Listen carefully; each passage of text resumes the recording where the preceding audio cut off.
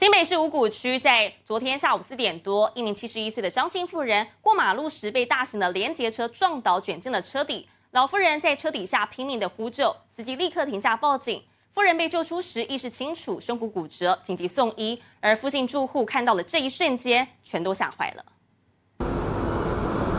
下午4点多，五股民义路上，一辆连结大货车停等红绿灯，穿黄色衣服的老太太手拿雨伞当拐杖，慢慢的紧贴货车左转过马路。对面行车记录器拍下惊悚瞬间，老太太走到一半，红灯变绿灯，连结大货车直接起步把人撞倒，卷进车底。手啊一直拍，我也听到他砰砰砰砰，走路很慢。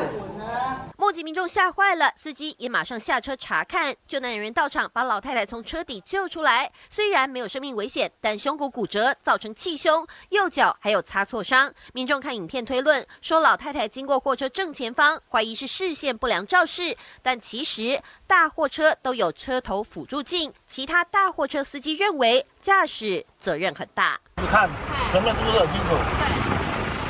你就看不到吗？一定看得到。行人与一引车发生事故，汽机车驾驶及行人均要注意路控。老太太雨伞跟鞋还留在车祸现场，惊悚车祸把人卷进车底，肇事责任还要继续厘清。记者刘思周东林新北市报道。